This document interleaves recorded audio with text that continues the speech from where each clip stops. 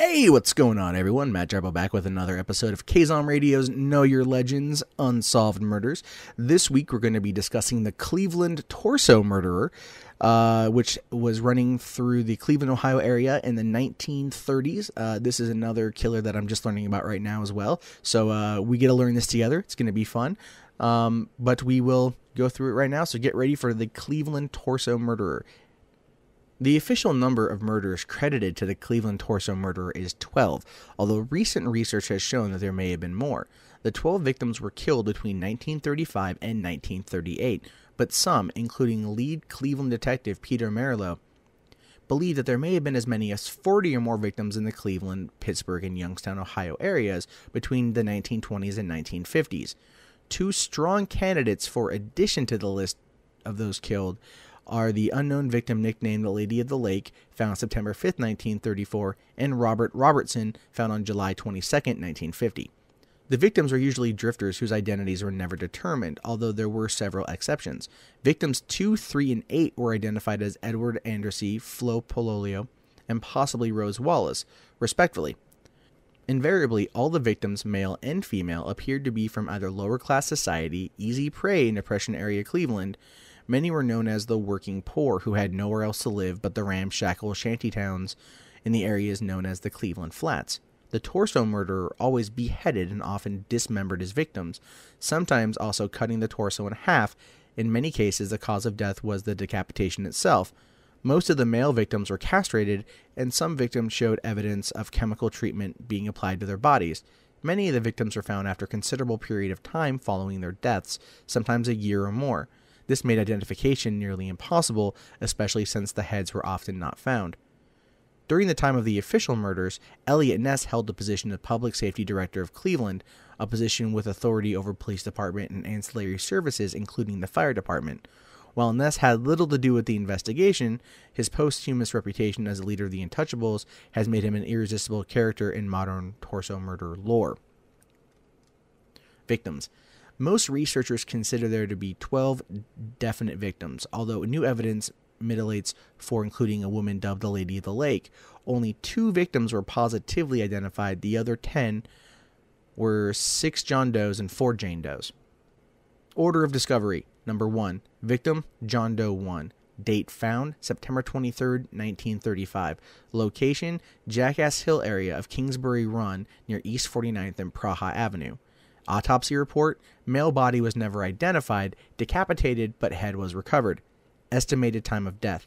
Initial estimates were 7 to 10 days. It was later revised to 3 to 4 weeks. Date of murder, August-September 1935. Number 2. Edward W. Andrassy. Date found, September 23, 1935. Location, Jackass Hill area of Kingsbury Run. Autopsy report. Andrassy was found lying 30 feet from John Doe number 1. He had been decapitated. His head was recovered. Estimated time of death, 2 to 3 days. Date of murder, September 1935. Victim number 3, Florence Genevieve Polio, alias Martin. Date found, January 26, 1936. Location, between 2315 and 2325 East 20th Street in downtown Cleveland. Autopsy report, her body had been chopped up. Her head was never found. Estimated time of death, 2 to 4 days. Date of murder, January 1936. Victim number 4, John Doe number 2.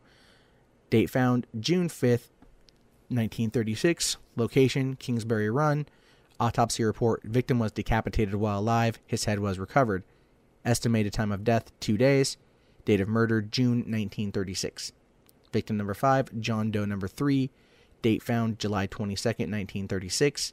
Location, Big Creek area of Brooklyn, west of Cleveland. Autopsy report. The victim was dismembered while still alive. His head was recovered. This identified male body was only known as the West Side victim. Estimated time of death, 2 months. Date of murder, May 1936. Victim number 6, John Doe number 4. Date found, September 10th, 1936. Location, Kingsbury Run. Autopsy report, only half of torso was found. Nothing remained below the hips. The head was never found or the body identified. Estimated time of death, 2 days. Date of murder, September 1936. Victim number 7, Jane Doe 5. Date found February 23rd, 1937. Location Euclid Beach on the Lake Erie shore. Autopsy report: the unidentified female body was found at the same spot as the 1934 non-canonical victim named the Lady of the Lake. The head was never found. Estimated time of death 3 to 4 days. Date of murder February 1937. Victim number 8, Jane Doe number 6. Date found June 6, 1937. Location beneath the Lorraine Carnegie Bridge. Autopsy report: only black victim. The body was decapitated and missing a rib. The head was recovered. Estimated time of death 1 year. Date of murder June 1937. Victim number 9, John Doe 7. Date found July 6, 1937. Location: pulled out of Cuyahoga River in the Cleveland Flats. Autopsy report: body of this male was recovered, but the head was never found. Estimated time of death 2 to 3 days. Date of murder July 1937. Victim number 10, Jane Doe number 8. Date found April 8th, 1938. Location Cuyahoga River in the Cleveland Flats. Autopsy report: only the lower leg was recovered. Both the head and the rest of the body were never found. Only victim to have drugs in her system. Estimated time of death 3 to 5 days. Date of murder April 1938. Victim number 11, Jane Doe 9.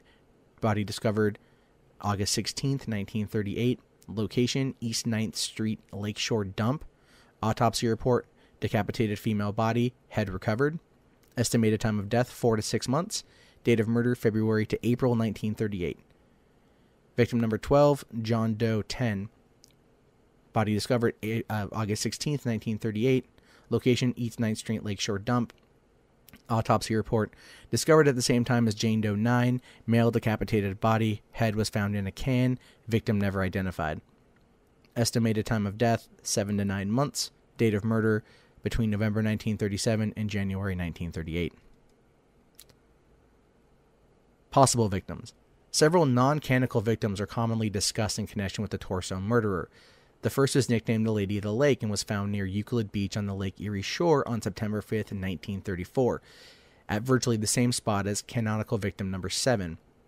Some researchers of the torso murders victims count the Lady of the Lake as victim number 1, as well as victim 0. A headless, unidentified male was found in a boxcar in Newcastle, Pennsylvania on July 1st, 1936. 3 headless victims were found in boxcars near McKees Rocks, Pennsylvania on May 3, 1940. All bore similar injuries to those inflicted by the Cleveland killer. Dismembered bodies were also found in the swamps near Castle, Pennsylvania during the years 1921 to 1934 and 1939 to 1942. Robert Robertson was found at a business at 2138 Davenport Avenue in Cleveland on July 22, 1950. He had been dead 6 to 8 weeks when found and appeared to have been intentionally decapitated. Suspects. 2 suspects are most commonly associated with the torso murderers, although there are numerous others occasionally mentioned. On August 24, 1939, Cleveland resident Frank Dolezal, who was arrested as a suspect in the Florence Pololio murder, died under suspicious circumstances in the Cuyahoga County Jail. After his death, it was discovered he had suffered 6 broken ribs, injuries his friends say he did not have when arrested by Sheriff Martin L. O'Donnell some 6 weeks prior. Most researchers believe that no evidence exists that Dolezal was involved in the murders, although at one time he did admit to killing Flo Pololio in self-defense. Before his death, he recanted his confession and recanted 2 others as well, saying he had been beaten until he confessed. Most investigators consider the last canonical murder to have been in 1938. One suspected individual was Dr. Francis E. Sweeney. Sweeney worked during World War I in a medical unit that conducted amputations in the field. Sweeney was later personally interviewed by Eliot Ness, who oversaw the official investigation into the killings in his capacity as Cleveland safety director. During this interrogation, Sweeney is said to have failed to pass 2 very early polygraph machine tests. Both tests were administered by polygraph expert Leonard Keeler. Nevertheless, Ness apparently felt there was little chance of obtaining a successful prosecution of the doctor, especially after he was a first cousin of one of Ness's political opponents, Congressman Martin L. Sweeney, who had hounded Ness publicly for his failure to catch the killer. In fact, Congressman Sweeney was a political ally and was related by marriage to Sheriff O'Donnell and an opponent of Republican Cleveland Mayor Harold Burton, who had appointed Ness. After Dr. Sweeney committed himself, there were no more leads or connections that police could assign to him as a possible suspect. The killings apparently stopped after Sweeney voluntarily entered institutionalization care shortly after the last official murders were discovered in 1938. From his hospital confinement, Sweeney would mock and harass Ness and his family with threatening postcards into the 1950s. He died in a veterans hospital in Dayton in 1964. In 1997, another theory postulated that there may have been no single butcher of Kingsbury Run because the murders could have been committed by different people. This was based on the assumption that the autopsy reports were inconclusive. First, Cuyahoga County Coroner Arthur J. Pierce may have been inconsistent in his analysis as to whether the cuts on the bodies were expert or slapdash. Second, his successor, Samuel Gerber, who began to enjoy the press attention from his involvement in such cases as the Sam Shepard murder trial, garnered a reputation for sensational theories. Therefore, the only thing known for certain was that all the murder victims were dismembered. It's interesting that in Elliot Ness lore, this kind of gets glossed over because no one ever wants to talk about this kind of thing because it's an unsolved murder as compared to putting Capone away. But this is definitely interesting. I mean, this guy obviously liked to kill, and dump bodies in the same area, dismembering. But I don't know. What do you guys think? I'm kind of curious because I'm kind of torn here. It's a very interesting scenario. Very glad I didn't live there. But to think about it for a second, if he's going after the working poor in the shanty towns, people aren't really going to notice anyone missing. And during that time, they were able to beat confessions out of people. So who knows? I think. Obviously this report is saying that the doctor Sweeney was probably the most, worthwhile suspect, considering he continued to harass Ness from, a mental institution, after being pressed. But then again, it's also, did he go away and then that's when the killing stopped because they decided to do that? Who knows? We'll probably never know the true answer to this one, but kind of curious what your thoughts are. Let us know on Twitter at kzomradio, facebook.com/kzomradio, kzomradio.com. You guys can go there, talk to us on our discuss page, and you guys can email us kzomradio@gmail.com. We are all over the web, Stitcher, iTunes, everywhere. So anyway, my name is Matt Jarbo. We'll see you guys next week on another episode of Know Your Legends, Unsolved Murders.